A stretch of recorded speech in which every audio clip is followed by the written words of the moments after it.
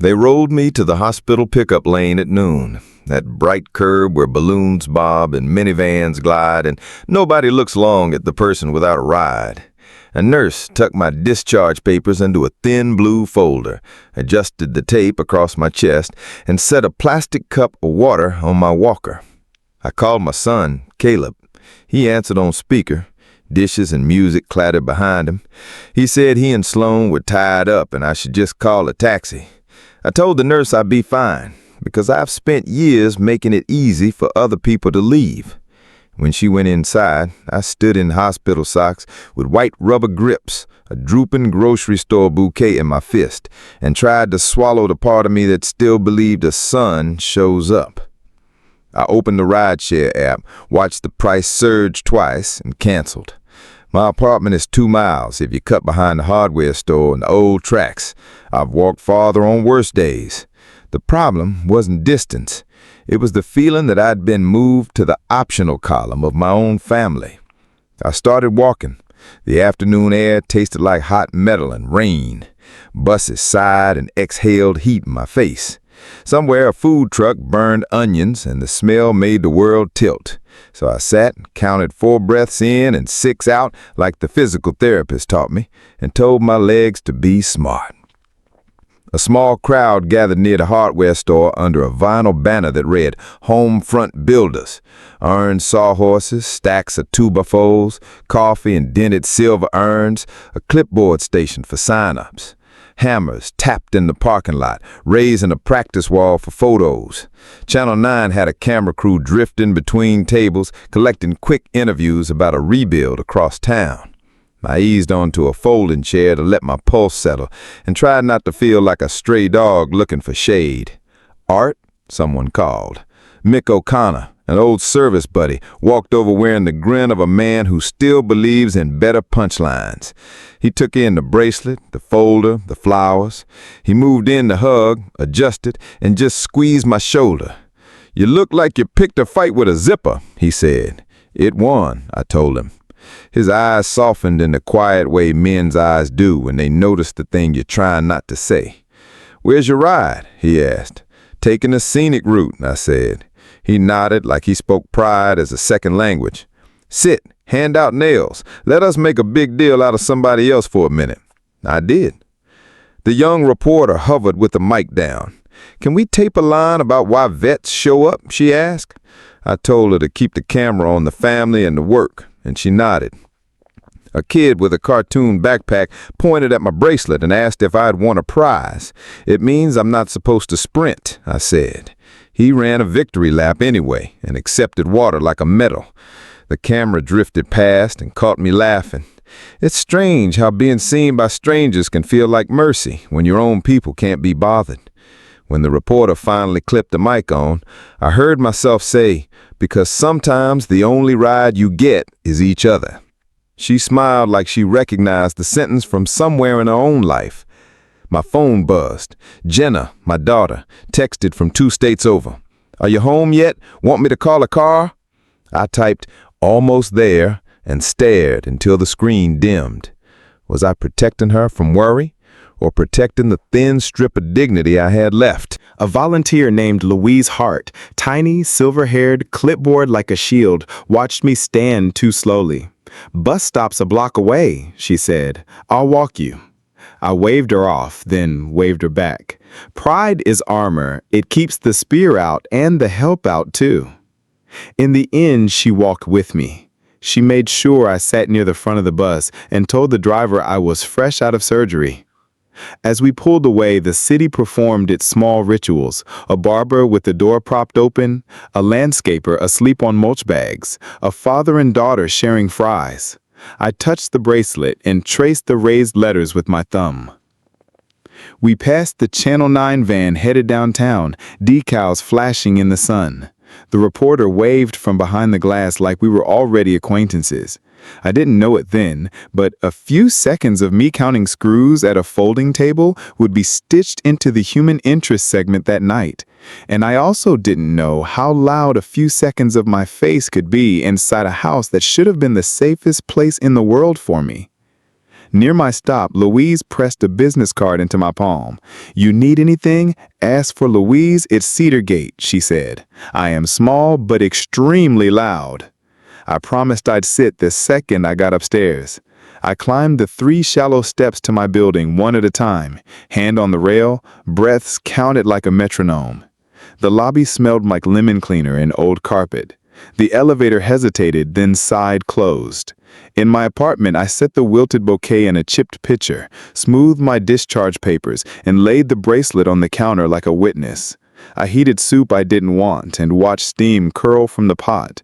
I texted Caleb a thumbs up and the single word, home.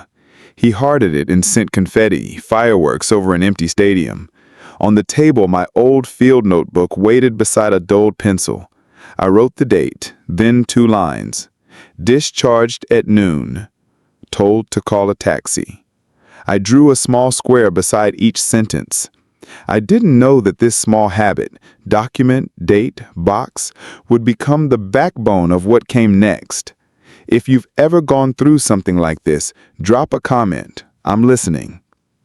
Okay, deep breath. Let me tell you everything. The first thing I did when the door clicked behind me was build a small command post. Old habits. When life scatters, I put it in rows.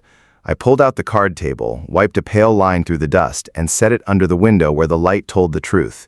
Field notebook, stapler, painter's tape, 3 manila folders, the blue hospital discharge packet like a flag.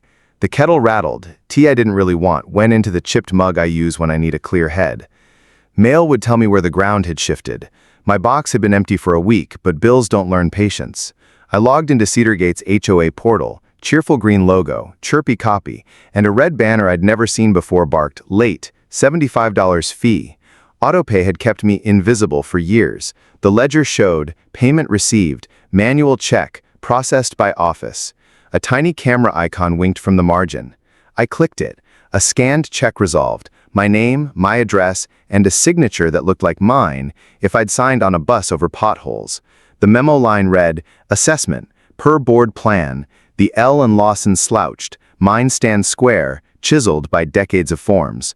Who pays a bill for you and makes it late? Who uses your name to bless a decision you've never even seen?"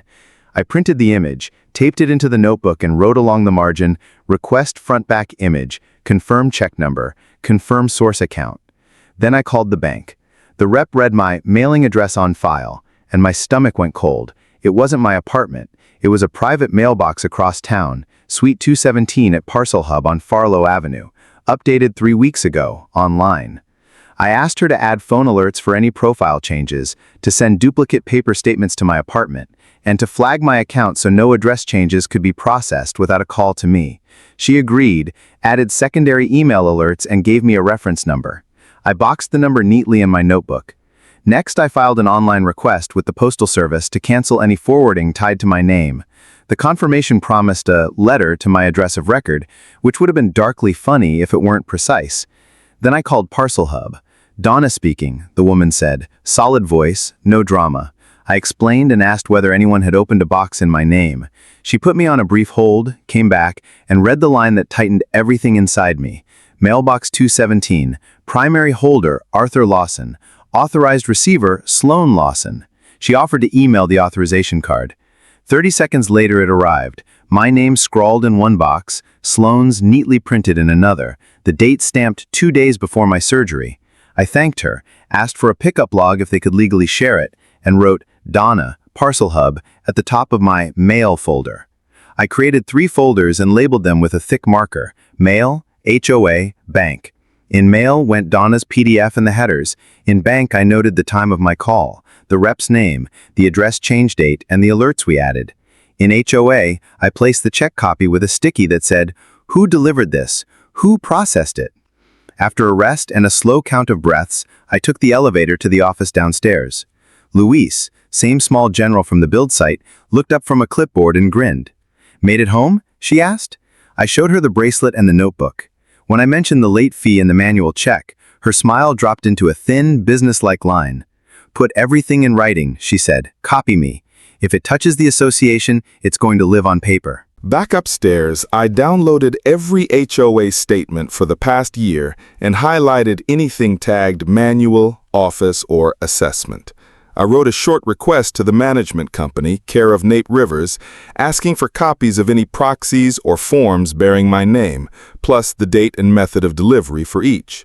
I added a line that any future changes to my account must require me to appear in person with ID and that the office call my phone before processing. I copied the board's general address because I know how people treat emails that are addressed to no one. I texted Caleb, "Did you or Sloan open a mailbox at Parcel Hub in my name?" The dots appeared, stalled, returned. "Sloan set one up so porch pirates don't grab your meds," he wrote. "No big." My hands shook over the screen. "You changed my bank mailing address without asking me." I kept it a statement. He left it on red. Then, "You were in the hospital. We were helping." Helping ricocheted around the kitchen and hit everything I cared about. I set the phone face down and breathed the way the therapist taught me. In for 4, out for 6. Again and again until my shoulders lowered themselves. I called Jenna next. I kept my voice even and gave her only the bones. She went quiet the way she did as a kid when she thought I was about to show her how to fix something. "Do you want me to call Sloan?" she asked. "Not yet," I said. "Let me run the numbers first." She snorted. "You and your numbers," she said, warm and sad, and the sound steadied me more than the tea. I set alarms on my calendar, follow up with bank, confirm postal cancellation, print Parcel Hub authorization, request HOA visitor log, draft a notarized statement denying I'd authorized any address change, proxy, or assessment consent. On a fresh page, I wrote in block letters, "Dispute, forgery, mail forward. Bullet 1, file an incident number with local police, paper trail, not drama. Bullet 2, call the state notary board tomorrow to verify stamp authenticity on the check endorsement when the bank sends the images. Bullet 3, enroll in recorder alerts for any deed, lien, or mortgage activity on my parcel. Add Jenna as backup. Bullet 4, request that HOA account changes require a wet signature and phone verification." 2 emails landed back to back. The bank confirmed, address change alert, secondary notifications enabled. Donna's email arrived with the PDF, authorization, A. Lawson, S. Lawson receiver, and a note offering pickup timestamps if needed. I thanked her and asked for dates. Then I opened the county recorder's site and added my parcel to their alert tool with Jenna's email as a secondary recipient. I drafted a short, dry letter to the HOA. I dispute the legitimacy of the attached check. Please provide the name of the person who delivered it, the staff member who processed it, and whether any envelope or camera footage was retained. Evening slid over the window. I reheated the soup I'd abandoned and ate at the counter. I thought about Sloane's committee voice, polite, relentless, allergic to friction. As HOA chair, she prized alignment. My name on that check felt like alignment performed with a crowbar. I wasn't going to shout. I was going to document. Dry facts, dated lines, boxes checked. Before bed, I put the hospital bracelet in the drawer with my passport. It felt less like a trophy and more like a timestamp. I looked at the taped check again. The slouching L irritated me, an arrogance disguised as care. Somebody had decided my name was a tool they could wield. Tomorrow, they'd learn that tools can cut both ways. I turned off the lamp and spoke tomorrow's plan out loud, not for theatrics, but because hearing it stitched my spine to my decisions. Then I slept the kind of sleep you get when fear has to share the room with resolve. Morning began with the sound of my phone skittering across the counter. 3 buzzes, a pause, then 5 more in a row. I squinted at the screen. 2 unknown numbers, 1 from Caleb, a dozen from Sloan. The preview bubbles were frantic. "Can you call me ASAP? Please don't talk to anyone. There's a misunderstanding." I hadn't talked to anyone, unless counting screws on camera counted. I poured coffee and opened the messages in order, like evidence bags. "Channel 9 posted your face," Sloan wrote. "People are tagging me. They think you're homeless." A link sat under her line. A still frame of me in a folding chair with a bracelet and a grocery store bouquet in the crook of my arm. The caption read, "Veterans help veterans. A simple wall, a stronger city." I tapped the sound. The clip was 90 seconds, tight and human. Families hammered. Mick cracked a joke. A 5-second cut landed on me counting nails. The reporter's voiceover said, "Fresh out of the hospital, Art Lawson stopped to help." I didn't say a word. The clip said enough. Caleb's text came with the slow, careful grammar he uses when he knows he's on thin ice. "Dad, we didn't know you were walking." Then, "Sloan's getting messages from the HOA page. People think we left you there." He followed it with a screenshot of comments. "Isn't that the chairwoman's father-in-law? Why didn't her board rally him?" Prayers. Social media makes sympathy sound like a rumor. I set the phone down and called Mick. "You good?" he asked without hello. I told him they saw the clip. "Good," he said. And then softer, "You okay with it?" I looked at the light on the window and the stack of folders on my card table. "I'm okay with facts," I said. "Good," he repeated. "Tessa wants to follow up on the rebuild story next week. If they call you, you can say no." The idea of saying yes felt dangerous and clean at the same time. If they call, I'll keep it about the work. Donna at Parcel Hub answered on the first ring. "Art, I pulled what you asked."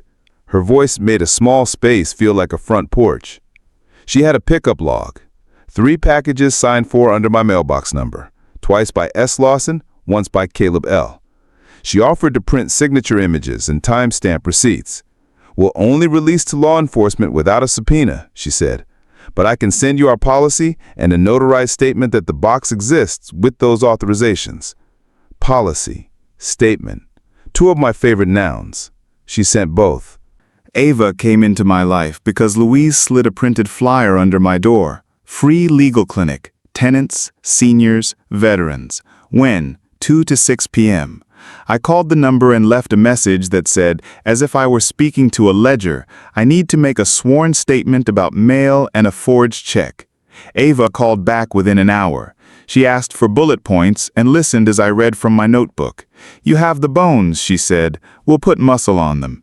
Email everything. I'll draft an affidavit for your signature and advise on what to request from the HOA in writing." She added, "Do not sign anything shoved under your door. If they call emergency special sessions, attend as a member, not family." I opened a bank portal again. No new alerts, and then the county recorder page. There was a lane there for subscribe to document alerts by name or parcel. I'd done it, but I hadn't called a human. I dialed and got Sarah Pictel at Northline Mortgage, the servicer for the house title that still bound me to Caleb's place by a stubborn 10% I had left in after Marion died. I explained that I wanted to be called if anyone tried to open a line of credit against the property or modify the mortgage. She was careful and plain-spoken. "We can't freeze a property without a court order," she said, "but we can add secondary contact required for any non-escrow loan inquiries. We can flag your name as an interested party under the deed. If someone attempted to add a HELOC, the system would prompt the agent to call you." The idea of wires humming behind the scenes comforted me. She took my number twice and sent me a confirmation. I wrote her name in the bank folder with a star. Around lunch, Nate from the management company replied to my email with the slightly panicked politeness of a man whose inbox had turned into a hornet's nest. "Mr. Lawson, we acknowledge receipt of your dispute. Please allow 7 to 10 business days to research." He wrote that any checks were handled per board direction. I asked for that direction in writing and for the name of the person who physically delivered the check. Silence. Then a second reply, "Please direct all board concerns to Chair Lawson." I stared at the line. The conflict of interest diagram drew itself in my head, and I imagined presenting it like a small, ugly art piece at a museum. Channel 9 called just after 2. Tessa Park, we're planning a follow-up on the rebuild project. Your moment resonated. I laughed once because moment is a kind word for the bruise on my pride. If you need a veteran who counts nails slowly, I'm your man. She chuckled and her voice dropped. We also got emails from Cedargate residents about an elderly homeowner being charged late fees after a board plan. Off the record, does that ring a bell? I pressed the phone to my chest and looked at my folders, at the check taped to the page, at the square I'd filled next to the case number. On the record, I said, I'm documenting my accounts and asking for proper process. If there's a story, it's about process, not villains. She paused, like people do when they expected fire and got water. That's still a story, she said. Caleb called instead of texting. His first word was my name, like he didn't know where to start. Dad, he said, this is spiraling. I could hear Sloan in the background, syllables sharpening on hardwood. You could have picked me up, I said. I didn't say it like an accusation, I said it like a measurement. We were at the pharmacy, he said. Our phones. He didn't finish. You changed my mailing address. You authorized a mailbox with my name on it. He exhaled. It was for your meds. We didn't want thieves. I stared at the hospital bracelet in the drawer like it might answer me. Then you tell me first, I said. You don't move names around like furniture. He said nothing. In the quiet, we both lived in the same truth. Help without consent is control with better PR. By late afternoon, my apartment felt like a low-level war room. The legal clinic's email chimed with a draft affidavit from Ava, neat paragraphs that mirrored my notebook, but with muscle and ligaments I didn't know how to attach. Phrases like, to the best of my knowledge and belief, and I did not authorize, consent, or ratify. She added a notary block and a checklist, government ID, 2 witnesses optional, sign in blue ink. She suggested a second letter to the HOA invoking the conflict of interest policy and requesting Sloan recuse herself from any matter involving my account. The line made my pulse even and strong. At dusk, the evening clip aired again, and the light in my kitchen went warm and soft the way apartments do right before night decides to arrive. I watched myself on TV, a smaller version of me noticing small things. The anchor thanked Homefront builders and mentioned a follow-up about neighbors doing right by neighbors. My phone thumped once more, a photo from Louise of a bulletin board in the lobby with the clinic flyer pinned dead center and the words, "You've got people," written in Sharpie along the bottom. It felt like someone had slid a chair under me right when my knees were thinking about buckling. I stood at the window and looked at the city's grid, the red dots of brake lights, the neon pharmacy cross, the bus sighing at the corner. I asked the room a question I already knew the answer to. What else can I do but keep the paper honest? Then I sat, signed my affidavit slowly, and filled one more square with graphite until it gleamed. The next warning didn't arrive like thunder. It came as a polite chime and a little red dot on my phone at 9:11 a.m.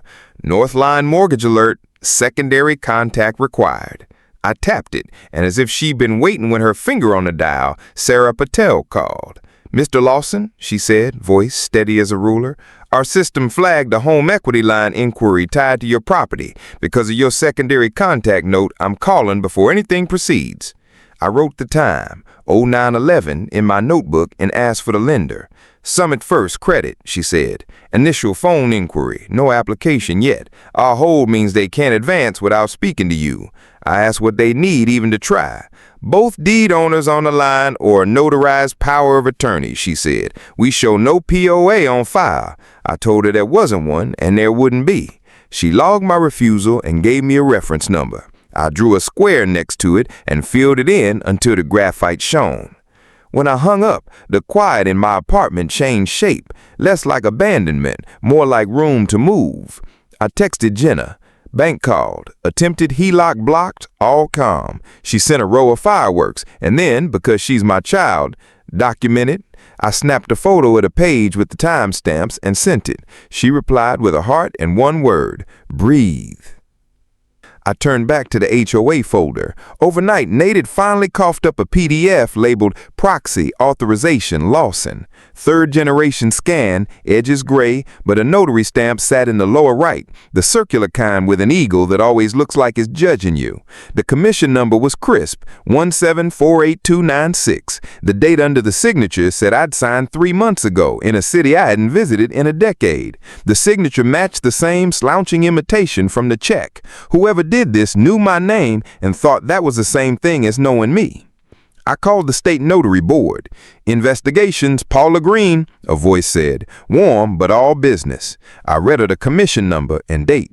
Keys clicked, a binder rustled. Commission 1748296 belongs to Maribel D., active, office on Haukean Avenue, expires next year. I waited to feel foolish. Paula kept going. "However, our records show Maribel uses a rectangular ink stamp with her name in block caps, not a round embosser with an eagle. Also, her journal entry on that date is a vehicle title transfer, different signer, different location. She let the facts sit there like a level placed on a crooked shelf. Can you email the image? If it's a stamp mismatch or missing journal line, that's a violation. We can open a case." I sent the PDF before we hung up. 10 minutes later, an email arrived. "Case open. Please retain originals. Provide any text referencing notary use. If asked, you may say, 'The notary board is reviewing the documents.'" By late morning, my place looked like an evidence lab. The check image sat on the left, the proxy on the right, and my affidavit in the center with a fresh blue signature drying like a lake in August. I kept hearing Sloan's favorite word, unity, like a motivational poster peeling at the corners. Unity is beautiful when it's real. When it's the sound the lid makes as it seals the jar on your voice, it's something else entirely. I went downstairs to make copies so I'd have a set to carry. The elevator was crowded. A kid in a karate gi, a nurse in compression socks, and Louise with a rubber-banded bundle of envelopes. "Mail watch is on," she said, waggling them. "Any updates?" I told her about the HELOC hold and the notary oddity. She didn't say, of course. She said, "Good," and patted my forearm the way you'd pat the hood of an old reliable truck. The lobby smelled like toner and floor wax. While the copier whirred, the glass door swung open and in came Sloan. Precise lines, soft colors that never quite reach warmth. She clocked the folders, the copies, and the small audience lobbies always manufacture. "We should talk," she said, not lowering her voice. The Karate Kid studied the swim hours flyer like a court stenographer. Sloan kept her eyes on me, but aimed her sentences at the room. "Misinformation spreads fast. We should present a united front." United about what? About supporting our seniors, about not letting outsiders weaponize our private matters. I thought of Inspector Morales' case number and the way sunlight doesn't ask for permission to land where it lands. Private matters end where the ledger begins, I said. Caleb slipped in behind her, contrite face on, hands empty. For a second, just one, I saw my boy at 9, walking up the driveway after denting the neighbor's trash can, rehearsed apology in his pocket. "Dad," he started. I raised a palm. "I'm not here to fight," I said. "I'm here to make sure the record shows what actually happened." A neighbor in a ball cap pretended to read a composting flyer and watched us in the glass. Sloan's smile thinned. "The board authorized a payment plan to cover shared costs," she said. "You were copied on the emails." "To which address?" I asked. Silence did a slow lap of the lobby. She pivoted. "We can fix small errors without drama," she said. "Let's not give Channel 9 a circus." I felt the old heat rise and let it pass, like weather. "No circus," I said. "Just daylight." Louise cleared her throat by the mail slots. Ordinary sound, but it felt like an ally stepping to a line. "Meeting is tomorrow at 7, she said. "Sign-in starts at 6:30. Bring your ID if you want to speak." She looked at me. "Bring 2 copies of anything you want entered into the record." Sloan turned to her. "As staff, let's not coach." Louise's face didn't change. "We follow process here," she said. "It protects everyone." Back upstairs, I sat at the card table and wrote what I would say on an index card. 2 sentences, because people like me get 1 minute and interruptions. Sentence 1. For the record, I did not authorize any address change, private mailbox, proxy, or assessment plan. and I dispute the authenticity of the attached documents. Sentence 2. Given the conflict of interest, I request Chair Lawson's recusal from any matter involving my account and a correction to the ledger showing my account as current, with all improper fees removed. I read them out loud until they sounded like they belonged to me. Paula's email chimed again. Acknowledged. Stamp discrepancy under review. She attached a one-page guidance sheet on how notaries must keep a bound journal with legible IDs and exact locations. I highlighted the words legible and exact like they were coordinates on a map I meant to reach. I printed 2 copies and slid them into my HOA folder with the proxy image. If anyone wanted to turn unity into a hammer, I was going to hand the room a measuring tape. At 4:03 p.m., Sarah called back. Just confirming, she said. Summit First has been notified the property is under service or hold, pending owner contact. They'll need both deed owners or a valid POA to proceed. We still show none. There is no POA, I said. If any courier brings you paperwork, please don't sign. Call me. I will. I thanked her the way people thank bridges. Evening arrived, blue and slow. I ironed a shirt, something I hadn't bothered with since Marion's service, and set my wallet, keys, and ID on the counter in a neat line. I printed 2 copies of everything: the check image, the proxy, my affidavit, Donna's mailbox authorization, Parcel Hub's policy, Sarah's confirmation, and the postal case number. I slipped them in a clear folder that made thrift store paper look official. What else could I do but show up, speak clearly, and let the record be the record? And if someone interrupted, what then? I tapped the index card and felt my pulse steady. I set the folder on the chair by the door, poured water into the glass on my nightstand, and turned off the lamp. In the dark, I asked the ceiling the question I'd been ducking all day. Would any of this have happened if someone had just driven me home? The answer didn't come. Sleep did. For now, that was enough. I arrived 30 minutes early, and the community room was already humming. Folding chairs scraped, the big coffee urn hissed, and the sign-in table looked like airport security on a holiday weekend. Louise held a clipboard and a roll of sticky badges like a gatekeeper who'd seen every trick. "ID, please," she said to a guy trying to breeze past. When it was my turn, she gave me a small smile that didn't tip the scales, just steadied them. I wrote ART Lawson in block letters and tucked my clear folder under my arm like a shield.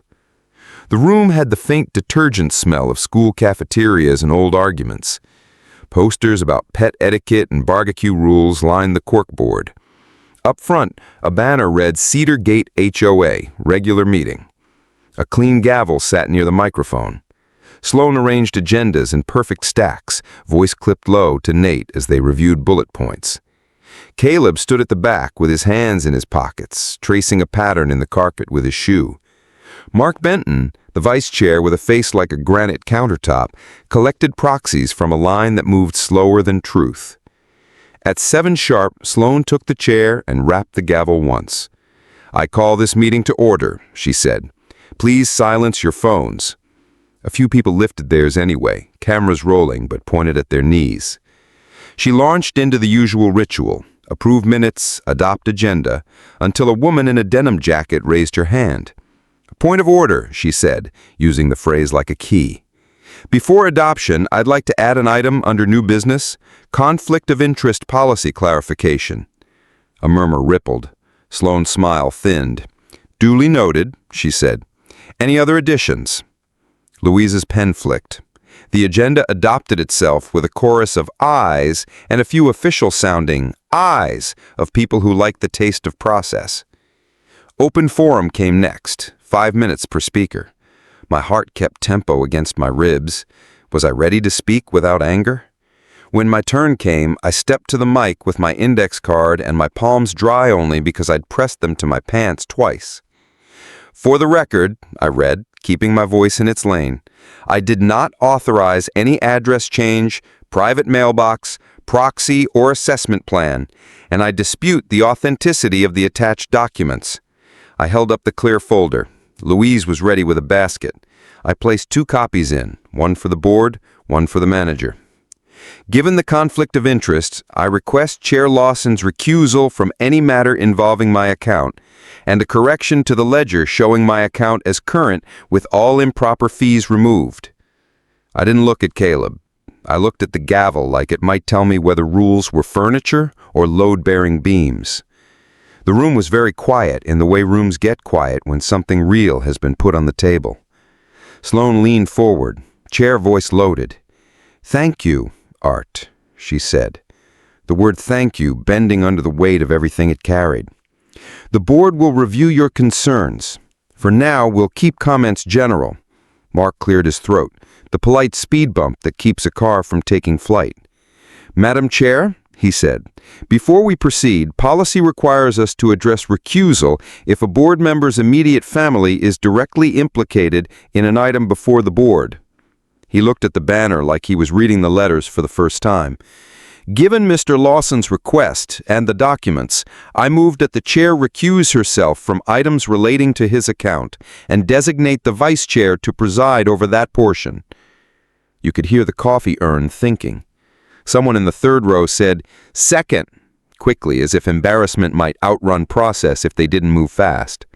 Sloane opened her mouth, closed it, then smiled the way people smile when they've swallowed vinegar and have to pretend it's tea. "We'll take the motion." Hands went up, many more than I expected. One hesitant wave from Caleb that stopped halfway and turned into a scratch at the back of his neck. "Motion carries," Mark said, voice even. He slid into the chair's seat like a man stepping onto a bridge he'd inspected himself. "Okay," Mark said. "Here's what we'll do. First, management will correct the ledger to reflect Mr. Lawson as current. The late fee and any related charges are removed pending verification. Second, any address associated with Mr. Lawson's account reverts to the address on his government ID, no third-party drop boxes. Third, any future changes to owner contact information or payment source require owner in-person verification with ID. Fourth, the board directs management to provide the name of any person who delivered the disputed check and the staff member who processed it. Fifth, given the notary concerns, we will note that the state notary board is reviewing the documents. Here he glanced at the proxy. And will cooperate fully. A man in a ball cap said, "About time," too loudly. A couple of heads turned. Mark kept his eyes on the page. "Finally," he concluded, "we will retrain on conflict of interest procedures." He looked straight down the table and not at Sloane when he said it. "Discussion?" he asked. A woman in the second row raised her hand. "I'm Alma, Building C," she said. "Last year, something similar happened to my aunt with her healthcare proxy. It matters that you fixed it on record." Her voice wobbled and steadied. "I move to adopt the vice chair's directives as read." Another immediate second, then a chorus of eyes that collected into applause before the gavel caught it. Not a standing ovation, those belong to weddings and retirees, but the kind of clap that says a room remembered itself. Sloane stood, removed the chair's name placard with more care than necessary, and stepped aside. Whether she felt humiliated, relieved, or angry, I couldn't read. Caleb had his eyes on his shoes. Was he calculating fallout or realizing that silence can be a kind of signature? Mark nodded to Nate. "Please update the ledger tonight. Email confirmation to Mr. Lawson and the board before midnight." Nate's face performed contrition with professional efficiency. "Yes, sir." During new business, a neighbor I didn't know stood and asked whether the board could add a line to the website.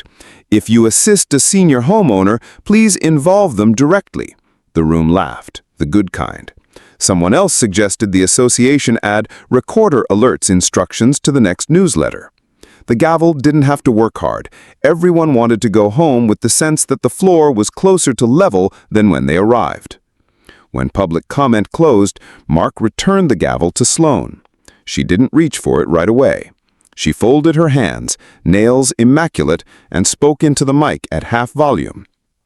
"For the sake of focus, I'm stepping back from chairing pending our next board workshop," she said. "No drama, just a new shape to the air. Vice Chair Benton will preside in the interim." She took her seat like a person practicing stillness for the first time. After adjournment, the room did that thing rooms do, broke into little islands. A man I recognized from the dog park squeezed my shoulder. Alma handed me a napkin with her number, in case you need a witness. Louise gave me a printout. Ledger, account corrected, late fee removed, balance 0. I traced the 0 with my finger, not because I doubted it, but because sometimes touching a fact makes it more real. Nate approached, management smile on, apology cued. Mr. Lawson, we regret the confusion. It's not a confusion, it's a correction. He nodded, one of those nods that agrees because it has to. Caleb drifted over without Sloan. His face was young and old at the same time. Dad, I'm sorry, he said, voice low. I didn't scoop him up in forgiveness, I didn't drop an anvil of blame. I needed you to listen, I said. Tonight, you listened. He nodded and looked like he wanted to say more, then glanced toward the door where Sloan waited, a statue carved from poise. He squeezed my arm and left it at that. On my way out, Mark caught me by the exit. Up close, his eyes were less granite than riverstone, smoothed by years of flow. You were clear, he said. That helps. I told him clarity was the only thing I could afford. He half smiled. It's also the only thing that scales, he said, and I liked him for talking about decency like inventory. Outside, the night air felt aired out. Porch lights clicked on. Somebody's grill flared and hissed. Behind me, the community room lights went dark one by one, and the last thing I saw through the glass was Louise stacking copies into neat piles, making sure the paper would remember what we'd done. Walking home, I asked myself the second rhetorical question of the night. Was this victory or just maintenance? Maybe both. Maybe maintenance is the only victory ordinary people get. I put the ledger printout in my folder, held the edges like something newly fragile, and let relief loosen the place between my shoulder blades I hadn't realized I'd been clenching for days. The morning after the meeting, the air in my apartment felt different, lighter, not because anything was solved, but because the record finally matched reality. I laid the clear folder on the table, slid the ledger correction to the top, and wrote one word under today's date. Disposition. Not victory, not revenge. Just the disciplined end of a chapter. Ava called first. Good work, she said. Now let's close your exposure on the house. We walked through options, sell my 10% to a stranger, messy, force a sale, nuclear, or require Caleb and Sloan to refinance and buy me out clean. Most servicers won't remove you without a full refi, she said. We condition your deed on funds clearing and a release letter. The words made a rhythm. Condition, clear, release. She offered to draft a settlement. Valuation by a neutral appraiser, pay off within 30 days, refinance within 45, and no more proxy anything again. Plain English, I said. Plain English that bites if ignored. Sarah at Northline put the lender's part into motion. A refinance would pay off the current note, she said, and your liability ends at funding. We'll issue a release of liability letter the same day funds post. I'll email you a template. When it landed in my inbox, I read the sentence twice. The undersigned is hereby released from further obligations under loan number upon receipt of payoff funds. I printed it and placed it on top, like a talisman that had decided to speak legal. We met at a neutral office, Ava's clinic conference room, fluorescent lights, a table that had seen better Wednesdays. Caleb arrived with a manila envelope. Sloan came in, crisp and unreadable.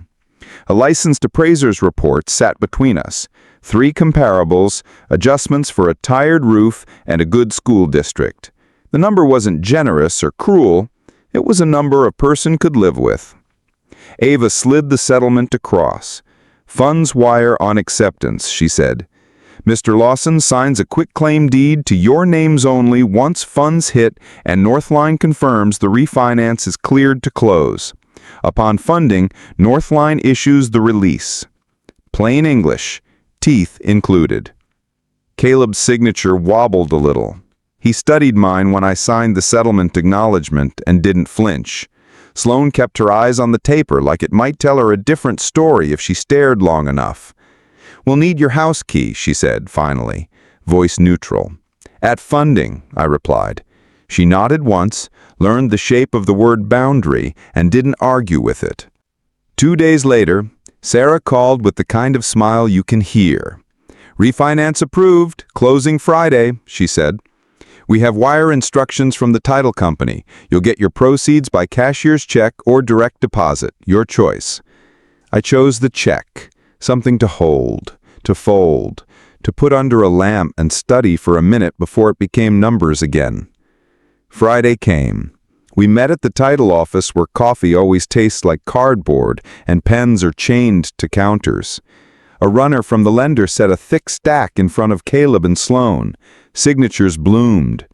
The title officer slid a cashier's check toward me with a warm "Congratulations," and then, carefully, the release of liability on Northline letterhead.